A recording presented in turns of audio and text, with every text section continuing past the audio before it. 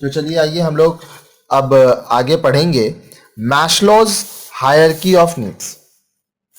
ठीक है, according to Maslow an individual has many needs and their order can be determined.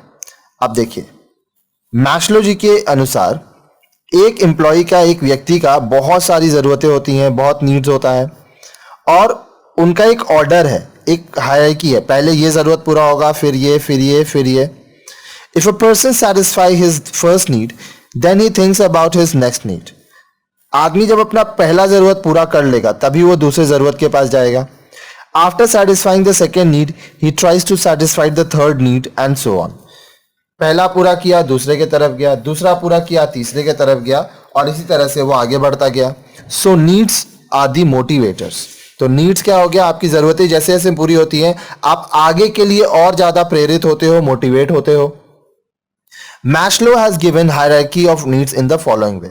अब Maslow का जो हायरार्की है, हायरार्की किसको कहते हैं? जैसे हम लोग आगे मैनेजमेंट के बारे में पढ़े थे, एक पिरामिड था, top level, mid level, low level, फिर वर्कर्स। ठीक है, तो ये एक हायरार्की है। तो ये हायरार्की समझिए। सबसे पहला फिजियोलॉजिकल नीड्स। माफ कीजिएगा, वीडियो में आगे आप देखे होंगे कि इसको गलती से साइकोलॉजिकल पढ़ा गया है, ये फिजियोलॉजिकल होगा। These needs include need for food, shelter, clothing. Physiological need में क्या है? फूड, शेल्टर और क्लोथिंग, इस पे ध्यान दिया गया है। Safety and security needs. Once physiological needs are fulfilled, then the people start thinking about safety. एक बार आपका physiological need जो कि food, shelter और clothing है ये पूरा हो जाएगा, तब आप अपने safety के बारे में सोचोगे। Safety needs include need for physical safety and economic safety. अब सेफ्टी में क्या है? आपका फिजिकल सेफ्टी होना चाहिए और आप पैसे के मामले में भी सेफ होने चाहिए। Physical safety means safety from accident, diseases. Physical safety मतलब आप एक्सीडेंट से बचें, बीमारियों से बचें। Economic safety refers to safety of livelihood. Economic safety मतलब आर्थिक सेफ्टी जो है आपका, वो आपका लाइवलीहुड, आपका जीने का तरीका, आपका जीविकोपार्जन अच्छे से हो, इसके ऊपर निर्भर करता है।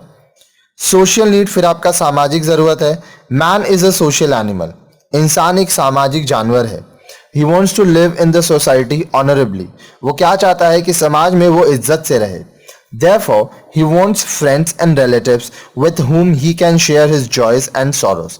इसलिए वो अपने साथ अपने दोस्त रखता है, रिश्तेदार रखता है, जिनके साथ वो अपने खुशियों को, अपने गमों को बांट सके। Social needs include need for love, affection, friendship, etc.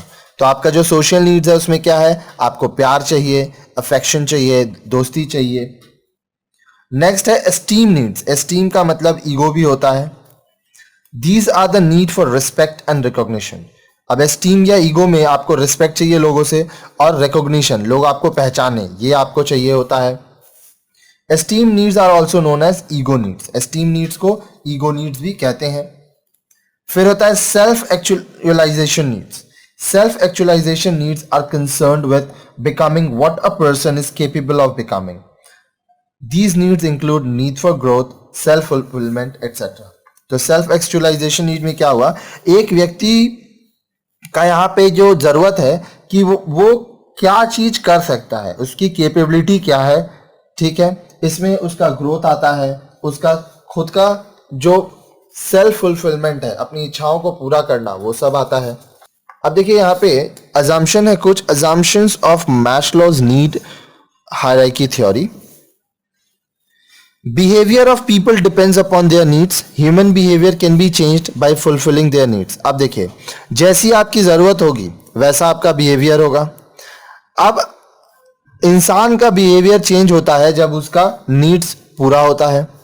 Generally the needs follow the hierarchy starting from physiological needs.